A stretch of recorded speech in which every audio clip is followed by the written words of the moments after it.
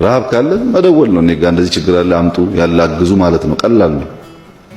ማረጋግጥላችሁ ነገር እኛ ሁለት ጊዜ የምንበላ ከሆነ አንዷ ትቀራለች እንጂ እኛ ጠግበን ወይም ሌላ ህዝብ ጠግቦ ትግራይ እንዲራብ እንደዛ አናደርግም። አሁን ከትግራይ እጅግ አስደንጋጭ የሆነ መረጃ ተሰምቷል። በዚህም ጦርነት ለመጀመር ከፍተኛ የሆነ እንቅስቃሴ እየተደረገ እንደሆነ ተሰምቷል። ሰበር መረጃ፣ ህወሓት ወደ 4 ኪሎ ጠንከር ያለ ማስጠንቀቂያ መላኩ ተሰምቷል። አንዲት መስኪን እናት መርዝ ገዝታችሁ ስጡኝ ልጆቼን ልግደልበት እኔም ጠጥቼው ልሙት። የአንድ ቀን የሚበሉት የሁለት ቀን በጣም ብዙ ህዝብ ነው ያለው ጋይስ እና መንግስት ሊያግዘን ይገባል። ሰላም እና ሰላም በሰንደቋችሁልኝ በአዲስ ቪዲዮ ተመልሼ መጣሁ። በዚህ ቪዲዮ የምንመለከተው እንግዲህ በትግራይና በአማራ ክልል በጣም ራብ በርቶ ነው የሚገኘው። ነገር ግን ሀገሪቷን እየመረው የሚገኙ አካላት ጦርነት እንጀምራለን ተዘጋጁ ያሉ ይገኛሉ። እስቲ እሱን ነገር አጥርተን የምንመለከተው የሚሆነው ጆን ዳንኤል እንግዲህ በህፃጽ ሆኖ ጥሪ አቅርቧል ለመንግስት አካላት። እሱንም እንመለከተዋለን። እሱ ብቻ አይደለም እንግዲህ በትግራይ ክልል በህፃጽ በረሃብ እየሞቱ የሚገኙ ወንድሞቻችን እና አባቶቻችንን ማገዝ የምትፈልጉም የ100 ብር ቻሌንጅ ተጀምሯል። ባንክ በኩልም ነግራችኋለሁ። ሁላችሁም ቪዲዮ ላይክ እና ሼር ማድረጋችሁን ለብዙዎች ማለታችሁን እንዳትረሱ።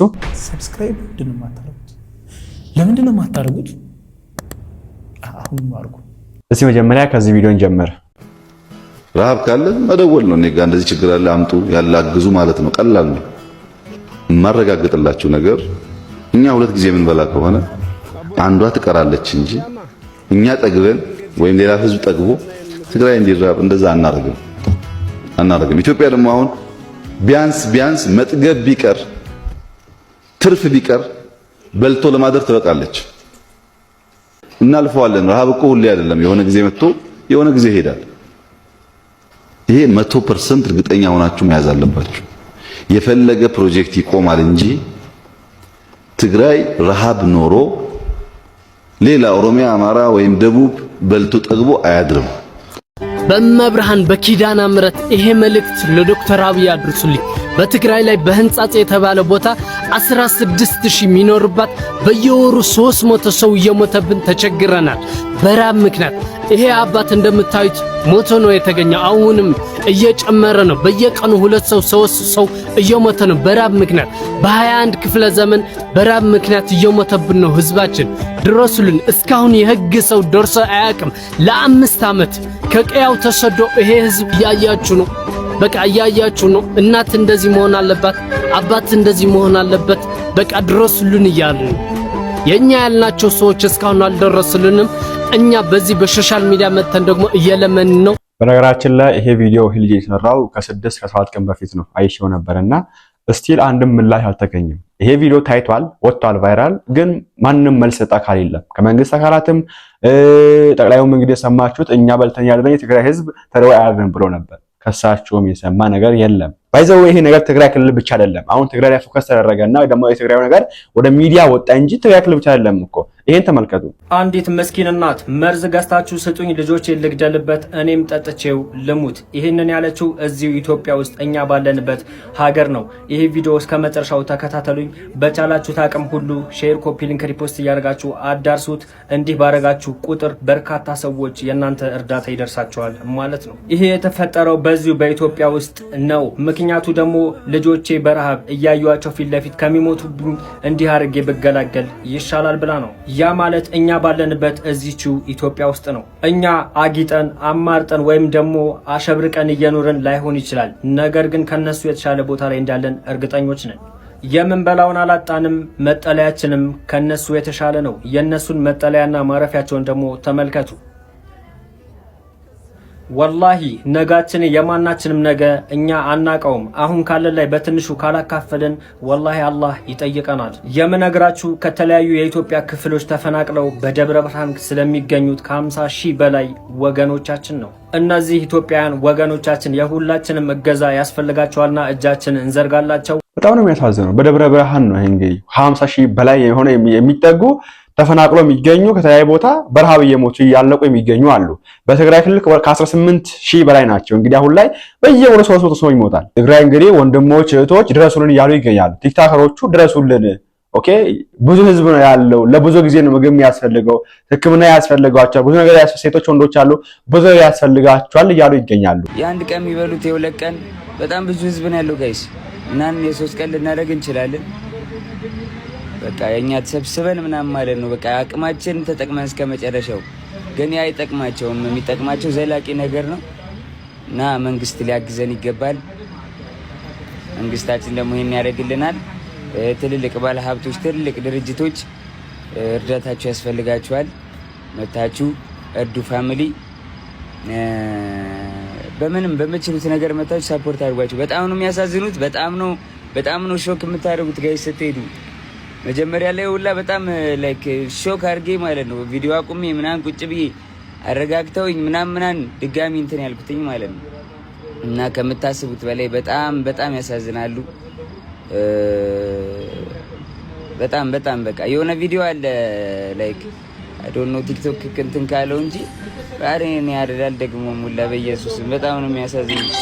እያጠጧቸው ጁስ በጣም ደግሞ ወደቁ የሆኑ ሽማግሌ ሰውዬና ከዛ ጁስ እያጠጧቸው ማለት ነው።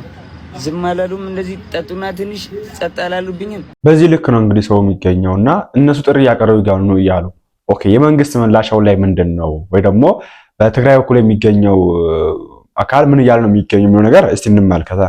አሁን ከትግራይ እጅግ አስደንጋጭ የሆነ መረጃ ተሰምቷል። በዚህም ጦርነት ለመጀመር ከፍተኛ የሆነ እንቅስቃሴ እየተደረገ እንደሆነ ተሰምቷል። ከሁለት የተከፈለው የህወሓት ቡድን አንዱ በሚገርም ሁኔታ በዛሬው ዕለት ወይ ወደ ኤርትራ እንዋሃዳለን ወይም ደግሞ ትግራይን ሀገር እናደርጋለን የሚል እንቅስቃሴ ሲያደርጉ ወይም ደግሞ የተለያዩ መግለጫዎችን ሲሰጡ እንደነበር የሚታወስ ነው። በዛሬው ዕለት በተሰማ መረጃም ነዳጅ እያንቀሳቀሱ እንደሚገኙና ወደ ትግራይ ነዳጅ እየገባልን አይደለም፣ በዚህም ደግሞ አሁንም ዳግመኛ የመከበብ ስሜት ነው እየተሰማን ያለው፣ ኃይል ይዘጋጅ፣ ህዝብ ይዘጋጅ በሚል ቅስቀሳዎችን እያደረጉ እንደሚገኙና በተለያዩ አካባቢዎችም ደብቋቸው የነበሩ ነዳጅና ሌሎች ሎጂስቲኮችን እያንቀሳቀሱ እንደሆነ መረጃዎች እየወጡ ይገኛሉ። ከስህተታቸው ያልታረሙት የቀድሞ የህወሓት ከፍተኛ አመራሮች አሁንም ያንን ስህተት ለመድገም ህዝቡን ለዳግመኛ እልቂት ለመጨመር ወይም ደግሞ ለመመለስ በሚመስል መልኩ ከፍተኛ የሆነ ስጋትን ፈጥሯል። ይሄ ነገርም እየወጣ ይገኛል። ትላንት ነው ይሄ ነገር እንግዲህ የሰማው። እሱ ብቻ አይደለም እንግዲህ ይሄንም ስሙት።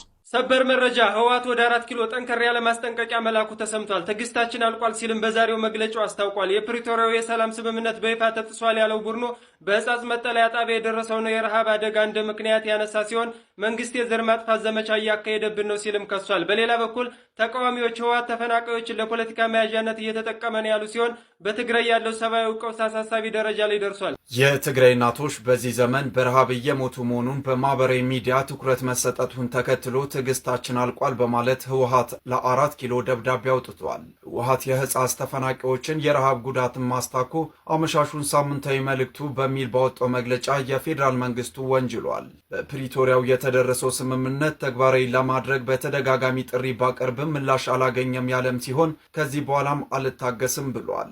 ለዘላቂ ሰላም መስፈን ቁርጠኝነት ቢኖረኝም የትግራይ ህዝብን ለማጥፋት የሚደረጉ ሴራዎችን አልታገስምም ብሏል። የኢትዮጵያ መንግስት የትግራይ ህዝብን በተለያየ መንገዶች የዘር ማጥፋት ዘመቻዎችን ቀጥሏል በማለት የወነጀለው ህወሓት በትግራይ ያለው የሰብአዊ ቀውስም መባባሱንም ጠቁሟል። በዚህ ማስታኮ ማስጠንቀቂያ አዘል መግለጫ ያወጣም ሲሆን የህጻጽ ተፈናቃዮችንም አንስቷል። የፕሪቶሪያው ስምምነት ባለመተግበሩ ትግራይ ተደራራቢ ቀውስ እያስተናገደችም ነው ብሏል። ትግራይ ለገጠማት ቀውስ ፌዴራል መንግስቱን ተጠያቂ ያድርግ እንጂ በተለያየ ጊዜ ከተፈናቃዮች አፍ ቀምቶ ከእርዳታ ላይ ብር እንደሚሰበስብ የሚነገርለት ህወሓት በህጻጽ የተራቡ ወገኖችን ለመታደግ ርብርብ ማድረግ እንደሚገባ ገልጿል። ህወሓት አክሎም የሸራ ድንኳን ውስጥ የሚኖሩ ህዝባችን የአራዊት ሰለባ ሆኗልም ብሏል። በትግራይ ቀስ በቀስ የሰብአዊ እርዳታ አቅርቦት እያሽቆለቆለ በመምጣቱ የሁሉም የተፈናቃይ ካምፖች ውስጥ ከባድ ቀውስ መከሰቱንም አመላክተዋል። በየዕለቱ ህዝባችን በረሃብና በጠኔ እየሞተ ይገኛል ያለው ህወሓት በህጻጽ ተፈናቃዮች ካምፕ ውስጥም በተከሰተው ረሃብ በርካታ ወገኖቻችንንም አጥተናል ብሏል። ለመሰሙት ነው እንግዲህ እኔ ባለፈው ትግራይ ጦርነት የተጠቀመው ማን ነው የሚለው ነገር ብንመለከት መልካም ይመስለኛል። ማን ነው የተጠቀመው? ተጠቃሚው ማን ነው? ትግራይ የተጠቀመው የትግራይ እናት ልጇ 7 ልጆቿን አጥታ ይሄው እሷን በህይወት እንዳትኖር ረሃብ እየቀጠቀጣት አጥንቷ ይታይ ይገኛል። ሚሊዮን ሰው ሞታ በትግራይ ጦርነት ከ1 ሚሊዮን በላይ ሰው እንደሞተ ነው የሚነገረው። ተፈናቃዮች ከበዛ ልክ አሉ። ወደ ግማሽ ሚሊዮን የሚጠጉ ተፈናቃዮች አሉ በየቦታው። ተጠቃሚው ማን ነው ታዲያ? እና ይሄ እንዳለ ሆኖ አሁንም ይሄ ነገር እንጀምር ያሉ ይገኛሉ። እኔ እንዳሳብ ማቀርብላቸው ነገር እንደው የኛ ሀገር ፖለቲከኞች ተየኛ ሀገር ኢትዮጵያ ፖለቲከኞች የሆነ ጦር ሜዳ ብሰሩ የሆነ ቦታ ላይ ትልቅ ስፋት ትልቅ ስታዲየም ከምትገነቡ የሆነ ትልቅ የጦር ሜዳ ብትሰሩ መልካም ነው ብዬ አስባለሁ። ኦኬ ሲነሳባችሁ እዛ ገብታችሁ ተዋጉና ያሸነፈ ሀገሪቷን ይምራል።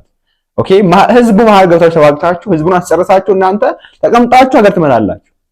ይሄን የምንገኘው ይሄን ከምታደርጉ እንደተባለው እዛ ወጣ በሉና የሆነችን ከተማ ወስዳችሁ እዛ ሜዳ ስሩ። እዛ ችግር ያለበት ሰው እዛ ይገናኝና እዛ ይዋጋ፣ እዛ ይተዋገስ። ችግር አለብኝ የሚል አካል ካለ እዛ ያወራ ገብቶ እንጂ በዚህ ልክ ህዝብን አስጨርሰው ከዛ ደግሞ ህዝብን መቀለጃ ማድረግ፣ በረሃብ መጨረስ፣ በረሃብ መፍጨት አላቅም ምን ጥቅም እንዳለው። ለጦርነት ቢሆን አንደኛ ነን፣ ማንም አያክለንም ማለት ለረሃብ ጊዜ ነው። ለጦርነቱ ጊዜ ሰንጋ በሬ ተሰልፎ ትሄድ ነበር አይደል? ከዛም ወገን ከዚህም ወገን የራሴ ወገን ብሎ የሚያስበውን ሰንጋ በሬ እያረደ ሲያበላ ሲያጠጣ ነበር። ክላሽ ሲያስጣጥቅ ነበረ። የ200 እና የ300 ሺህ ብር ክላሽ ከኪሱ አውጥቶ ሲያስጣጥቅ ነበር። አሁን የት አለ እስቲ? ለልማት ጊዜ የት አላችሁ እስቲ? ሰው የትግራይ እናት እንደዚህ ተረባ እንደዚህ ማለት እንዴት ነው የምታስቡት? ግን እንደዚህ ተረበው ይበሉት አጥተው እስኪሞቱ ድረስ በዚህ ዘመን ሰው ተርቦ ሲሞት ሁሌ የራብ መገለጫውንም በዓለም ደረጃ እስክንገለጥ ድረስ የት አላችሁ? አሁን ዲያስፖራዎቹ ባንዲራ ይዛችሁ ወጣችሁ መጨፈር ብቻ ነው እናንተ የምታውቁት ዲሲ ላይ ምንም በቃ እናንተ እኔ ማለት ነው ጥሩ ምሰሩ አላችሁ፣ ግን አብዛኞቻችሁ ብላሽ ናችሁ። እኔ አሳይለማችሁ እንዲሳካላችሁ ነው እዛ ምንድነው ማለት እኔ በቃ ምን ልበላችሁ። አሁን እኛ እነሱን አንጠብቅ፣ ወደ ቁም ነገሩ ልምጣ። ችግር ማውራት ምንም አይጠቅምም ለነዚህ እናቶች። የሆኑ ትላልቅ ሶሻል ሚዲያ ላይ ያላችሁ ቲክቶከሮች ዩቲዩበሮች የሆነ ነገር ይበጅ የሆነ 10 ብር ሁላችንም ኢትዮጵያ እንደውም ልንገራችሁ በጦርነት ያበላሸናትን አገር እንደዚህ አይነት ቻንስ ስናገኝ ነው የምናስተካከላት። 10 ብር እግዚአብሔር ወጣቶች ቲኔጀሮች ተማሪዎች ምናምን 10 ብር ሁላችንም ወይ የቴሌብር ወይ ቴሌብር ነገር ተመቻችቶ ማለት ነው በዛ አካውንት ዘረፋ መሀል ላይ ይኖራል። እሱ ነገር በደንብ ተይዞ በደና በሐቅ አላችሁ ሰዎች ተይዞ 10 ብር ቢዋጣ እንደኔ ሐሳብ የ10 ብር ቻሌንጅ ይጀመር። እባካችሁ ቲክቶከሮች እነ አዶናይ እነ ጆን ዳንኤል እነ ባቢ እነ ብሩክ ኒውስ ሁላችሁ ማለት ነው ይሄ ትልቅ እንትን ያላችሁ አሁን እኛ አቅም የለም ትላልቆቹ ቲክቶከሮች መላበይዱ ከዛ ይሄ ነገር ወዴት ይዞራል? አሁን ትግራይ ላይ ነው አራቡ መፈናቀል፣ አማራ ክልል ላይ ወደ አማራ ክልል ወደ ኦሮሚያ ወደ ደቡብ ክልል ይወርዳል። አዲስ ጦርነቶችን ቢፈጠሩ ቢያንስ በዚህ አቅማችን እናዳክመዋለን። ፋሚሊ ይውላችሁ አሁን ይሄን ቪዲዮ በቃ ያላቅ ቫይራል ለሚባ ምንም አርጉት፣ በቃ ምንም አርጉት። የ10 ብር ቻሌንጅ ይጀመር። 10 ብር ብቻ በቴሌ ብር በመላክ እኛ እንወጣዋለን። የማንንም ብር የማንንም እንትን አንጠብቅም። የውጭ ሀገሮችንም እርዳታ አንፈልግም። እነዚህን እኛ መርዳት እንችላለን። በቂ ነው፣ ሰዎች በቂ ነው፣ ከበቂ በላይ ነው። በዚህ ቻናል ጀምሯል። ነገር ግን ወንድማይ ሲናገር ነው ደስ ያለኝ ነገር ኦኬ አዲስ አበባ ቢጀመር በዚህ ያክል እያዳከመ እንዳለ የሚነጋነሳና ኦኬ እኛ የትግራዩን ጨርሰን በዚህ መንገድ እርዳታ እያደረጉ ሰዎች እየደገፉ የትግራዩን ጨርሰን ወደ አማራ ክልል ስንሄድ የሆነ ትግራይ ክልል ላይ ጦርነት ይነሳል። ከዛ ወደ ኦሮሚያ ስንሄድ አማራ ይነሳል። እንደ ያለ ተከታታይ መሄዳችን ነው እንግዲህ ካሁን በኋላ። ምክንያቱም ፖለቲከኞች ጦርነቱ ስለሚፈልጉት ዜጋው ደግሞ ህዝቡ ደግሞ ሰላም ስለሚፈልግ በቃ እነሱ ያዋጋሉ። ህዝቡ ኤኒዌይስ መርዳት የምትፈልጉ ካላችሁ የትግራይን በእዛት የሚገኙትን በዚህ አካውንት ርዷቸው። ጋይስ አዲስ ቻሌንጅ ጀምረናል። የ100 ብር ቻሌንጅ። ሌላ ሪከርድ እንስራ፣ እስኪ ታሪክ እንስራ። በዚህ ንግድ ባንክ አካውንት ዲፖዚት ማድረግ ትችላላችሁ። የቻላችሁትን አቅም 100 ብር ከቻላችሁ 100 ብር፣ ከዛ በላይ ከቻላችሁ ከዛ በላይ ትልቅ ታሪክ ሰርተን ህዝባችን እናድን። እወዳችኋለሁ እና በዚህ አካውንት አግዟቸው፣ እርዷቸው። 100 ብር ነው። ከ100 ብር በላይ ማስገባት ትችላላችሁ። ከዛም በታች ማስገባት ትችላላችሁ። ቅድም ተናግሬው ነበር እኔ በዛው ቻናል ላይ ቪዲዮ እየሰራሁ ነው የሚገኘው። እሱን እንግዲህ ቼክ ማለት ትችላላችሁ። 100 ብር ትንሽ አይደለም፣ በነገራችን ላይ ትልቅ ብር ነው። 100 ብር አይደለም፣ 100 ብር አንድ ብርም ትልቅ ብር ነው እና ኢትዮጵያ ውስጥ 130 ህዝብ ነው እንግዲህ 130 ሰው አለ ተብሎ ነው የሚታመነው። ያው ከዛ በላይ ቢሆንም 130 ህዝቡ ተጠቃሚ ሆኖ ቢያንስ አንድ ብር የአንድ ብር ዋጋ ልንገራችሁ። አንድ ብር ቢያገዝ 130 ሚሊዮን ብር ተሰበሰበ ማለት ነው። ከ130 ሚሊዮን ህዝብ 130 ሚሊዮን ብር ተሰበሰበ ማለት ነውና አሁንም አንድ ብር፣ 2 ብር፣ 3 ብር፣ 10 ብር፣ 20 ብር፣ 100 ብር የሚሆን ከቻላችሁ አቅማችሁ ካለ ሚሊዮንስ የሚሆን አግዟቸው እንፈልጋለን። አሁን ላይ እንግዲህ ከ3 ሚሊዮን ብር ተሰብስቧል።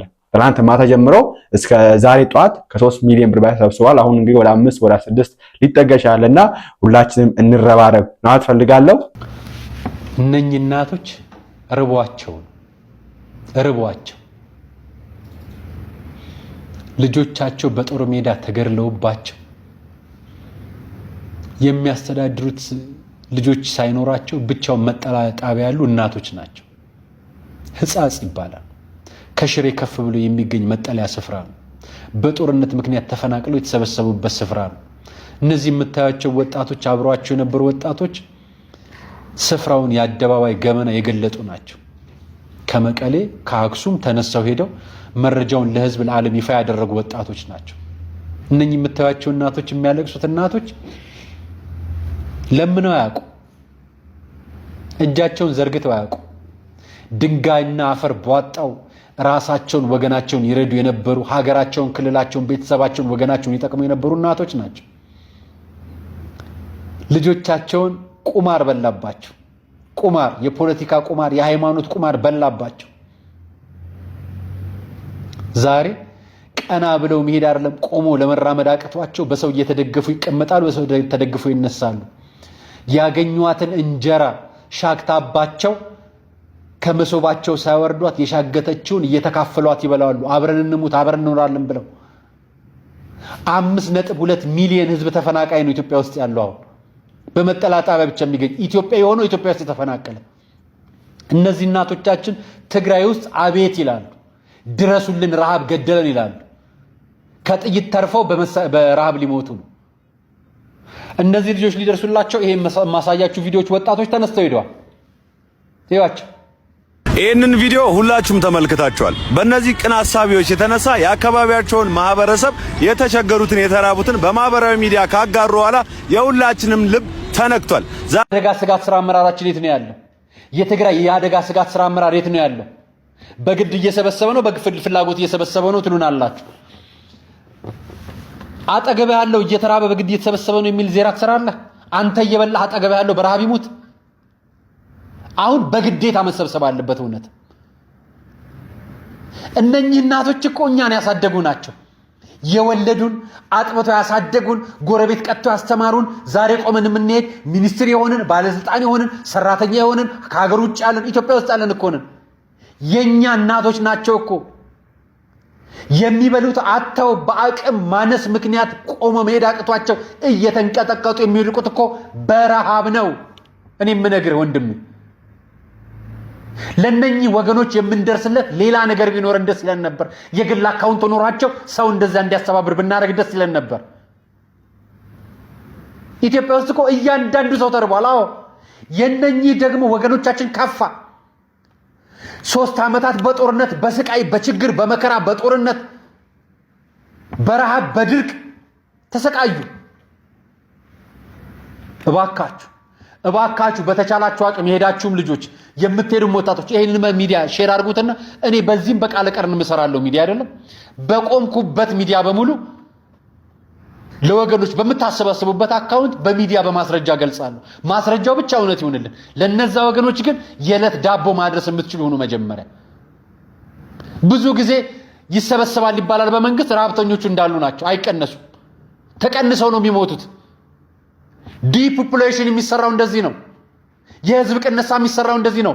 ጦርነት ይከፈታል፣ ከጦርነት መጠለያ ይገባል፣ በረሃብና በስቃይ ይሞታል። ደህና ሰንብት። ዘመድ የለው፣ ልጅ የለው፣ በጦርነት ተገድሎበታል። ባል የላት፣ በጦርነት ተገድሎባታል። አጎት አክስት የላቸው፣ ወንዶቹ ጦርነት ላይ ተማግደዋል። ይሄ ነው እንግዲህ ፋክቱ። ይሄን ማመን አለብን። ሀገሪቷ እያደገች እንደሆነ እናምናለን። በዚህ በኩል ደግሞ እየሞተችም እንደሆነ ሀገር አደገች የሚባለው ፐርሰናሊ ለኔ ሀገር አደገች የምለው ህዝብ ሲኖርባት ነው። ህዝብ እየሞተ ህዝብ በረሃብ እያለቀ አንተ የምታሳምረው መንገድም ሆነ የምታሳምረው መብራት ምንም ሊያደርግልኝ አይችልም። ኦኬ ያንን መብራት ያንን መንገድ የሚጠቀመው ሰው ያስፈልጋል። በዚህ መንገድ ሰው እያለቀ ሀገር እያደገች ነው የለማች ነው እንትን እያለች ነው የሚል ነገር አላቅም። ለማን ነው የምታምረው? ለማን ነው? ከውጭ ላይ የመጡ አካላት ነው? ለቱሪስቶች ነው ሀገር የምታሳምሩት ወይስ ለኛ ኢትዮጵያውያን ነው? ለኛ ከሆነ እኛ ያለበት ችግር ይሄ ነው። ፋክቱ እኮ ይሄ ነው።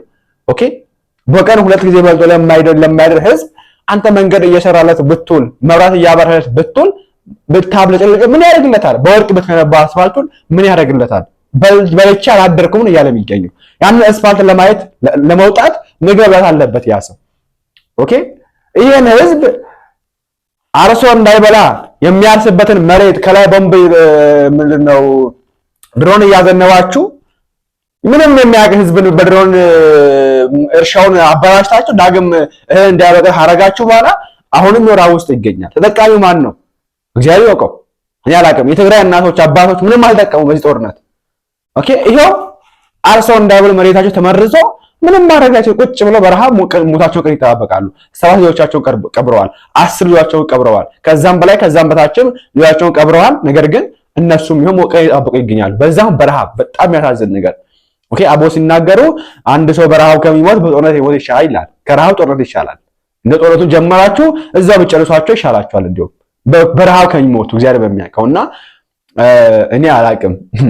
ትናንት ስታዋጉ የነበራችሁ ትናንቱም ጓደኞች ነበራችሁ፣ ዛሬም ጓደኞች ናችሁ፣ ነገም ጓደኞች ናችሁ እናንተ። ኦኬ በጦርነቱ ሰዓት ደግሞ ትንሽ ችግር ተፈጠረ፣ ከዛ ተዋጋችሁ፣ በሚሊዮን የሚቆጠር ሰው መሀል ላይ ያለቀ፣ እናንተ ፒስ ሆናችሁ ተቀምጣችሁ ነገር እየመራችሁ። እንዲህ ነው እንግዲህ ፖለቲካው የሚጫወትብን እና አላቅም። እኔ እግዚአብሔር ራሱ ከሰማይ ወርዶ ይሄን ነገር ማስተካከል ካልቻለ መፍታት ካልቻለ የሆነ አካል መጥቶ ይሄን ነገር ይፈታዋል፣ ያስተካክለዋል። እግዚአብሔር ይወቀው። እኔ አላምንበትም እንደዛ ብዬና እኔስ ሁላችንም ወደ አምላክ እንጸልይ፣ ወደ እግዚአብሔር እንጸልይ በየቤተ እምነታችን። እሱ ምሕረቱን ይላክልን፣ እንግዲህ ይቅርታው ይላክልን። የእስራኤል ሕዝብ እንግዲህ 40 ዘመን በሙሉ መና ከሰማይ ወርዶ የመገበ ሕዝብ፣ ይህንም ሕዝብ እንግዲህ ቢሆን በመናው የመገበው ደስ ይላል። በዛ መንገድ እንዳግዘ እንግዲህ እርሱ የአምላካችን መልካም ፈቃድ ይሁንልን። ይህን ቪዲዮ አይታችሁታል?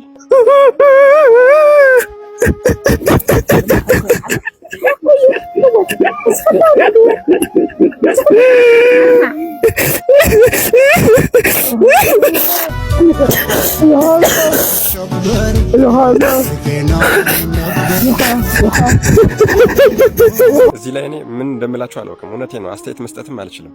አጋጣሚ እኔ ከዛሬ በፊት አይቼው አላውቅም ይህንን ቪዲዮ። ዛሬ ገና ነው የዚህ ልጅ አካውንት የደረሰኝ። እጅግ በጣም ነው ያዘንኩ። እጅግ በጣም ውስጤን የተነካ እውነት ለመናገር ማለት ነው።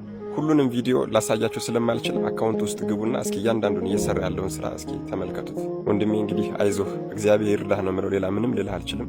እግዚአብሔር በፈቀደ መጠን ግን እኔ አንተን ለማገዝ ዝግጁ ነኝ። ይህንን አይቶ ልቡ የማይሰበር ይህንን አይቶ የማያዘንና የማያለቅስ ሰው ካለ እንግዲህ እኔ ያ ሰው ነው ብዬ አላስብም። የእናንተን የሥጋ ዘመዶች በእነዚህ ሰዎች ሳሏቸው። እናታችሁን፣ አባታችሁን፣ እህት ወንድሞቻችሁን ሳሏቸው። እስኪ ልጆቻችሁን ሳሏቸው። የግድ ልባችን እንዲሰበር እኮ የእኛ ሥጋዎች መሆን አይጠበቅባቸው።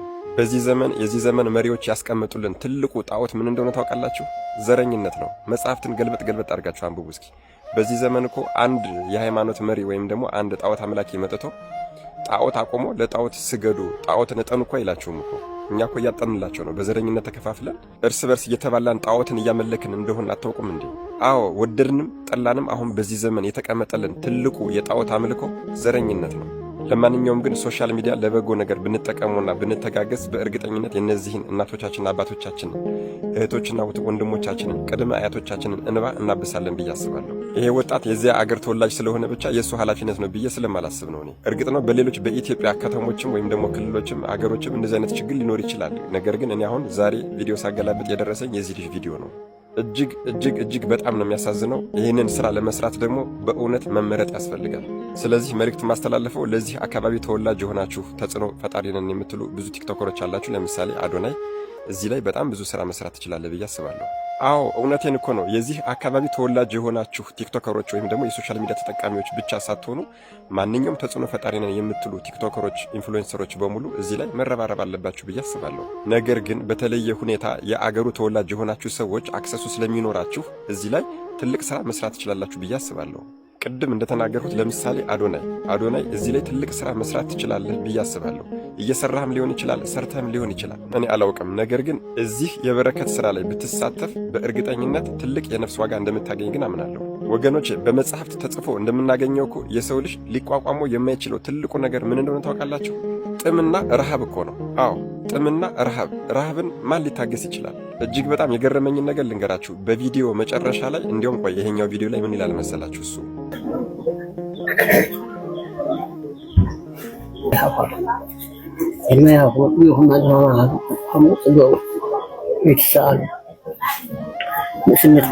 ሙሉን ቪዲዮ ረዥም ስለሆነ ገብታችሁ እዩት። ነገር ግን እዚህ ላይ እርቦኝ ነበረ ጠምቶኝ ነበረ ሲሉት አይዞት አባቴ ብሎ ዘይት፣ ይህንን ፊኖ ዱቄቱን እንዲሁም ደግሞ ጁሱን ይሰጣቸዋል። ጁሱን ከጠጡ በኋላ ደግሞ እንደዚሁ ደረቅ ብስኩትም ይሰጣቸዋል። መጨረሻ ላይ ግን እንዳትሞቱብን ተመልሼ ስለምመጣ እንደዚሁ እንዳላችሁ ቆዩ፣ እንዳትሞቱብን፣ እስከዛ ድረስ ይህን እየበላችሁ ቆዩ ነበር የሚላቸው። ታዲያ በቤተ ክርስቲያናችን አስተምህሮ የመንፈስ ፍሬዎች የሚባሉ አሉ። የመንፈስ ፍሬዎች ከሚባሉት ውስጥ አንዱ ደግሞ ተስፋ ነው። ተስፋ ይሄ ልጅ የሚገርማቸው ነገር ይህንን ነገር ሰጥቷቸው ፊኖንም ሰጥቷቸው ሲሄድ ዘይቱንም ሰጥቷቸው ጁሱንም ሰጥቷቸው ብስኩቱንም ሰጥቷቸው ሲወጣ ጠብቁኝ እመለሳለሁ ይሄ ቀን እንደሚያልፍ ተስፋ አድርጋለሁ ነበር የሚላቸው። ለሁሎችም ተስፋ እየሰጣቸው ነው የሚሄደው። አንድ ሰው ደግሞ እምነት ካለው ተስፋ ካለው ፍቅር ካለው ሁሉን ነገር ማለፍና ማሸነፍ ይችላል ብዬ አምናለሁ።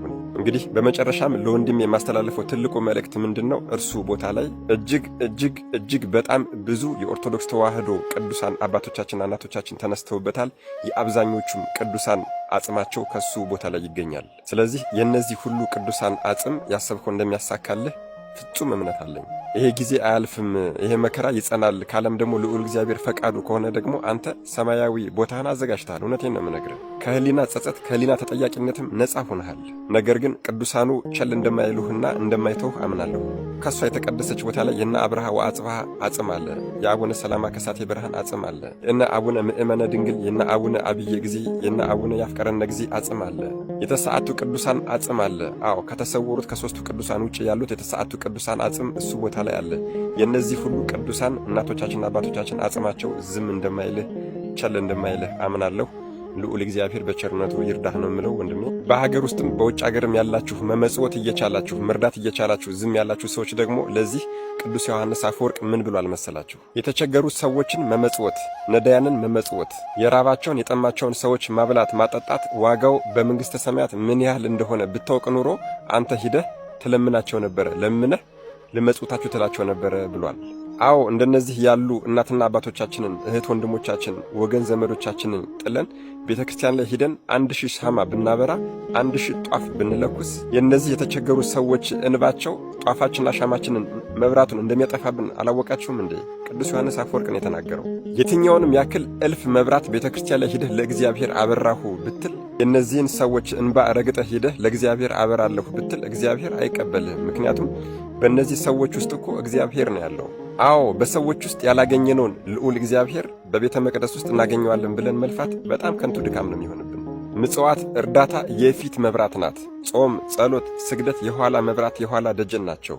ያለ ምጽዋት እነዚህ ዋጋ ሊያሰጡን አይችሉም። ስለዚህ እነዚህን ወገኖቻችንን መርዳት የምትችሉ ካምፔን ማዘጋጀት የምትችሉ ሰዎች ይህንን ሰው በውስጥ በኩል እንድታገኙት ሜንሽን አድርግላችኋለሁ አካውንቱን። መድኃኔዓለም ኢየሱስ ክርስቶስ ለሁላችንም አስተዋይ ልቦናና ሰሚ ጆሮን ይስጠን። በዚህ ዘመን እንደ ጣዖት ቆሞ ያለውን ክፉን ዘረኝነትን ያስወግድልን። ለነዚህ ወገኖቻችንም መከራና ስቃያቸውን ረሃብና ጥማቸውን በቃ ብሎ ያስታክስልን። አሜን። ይቆየን። በጠላዲስ ወይ ሐለሻችሁን ቀርብ ነው የሚወላክና ሼ ማድረግ ላይ ረሳ ጭርቆውልኝ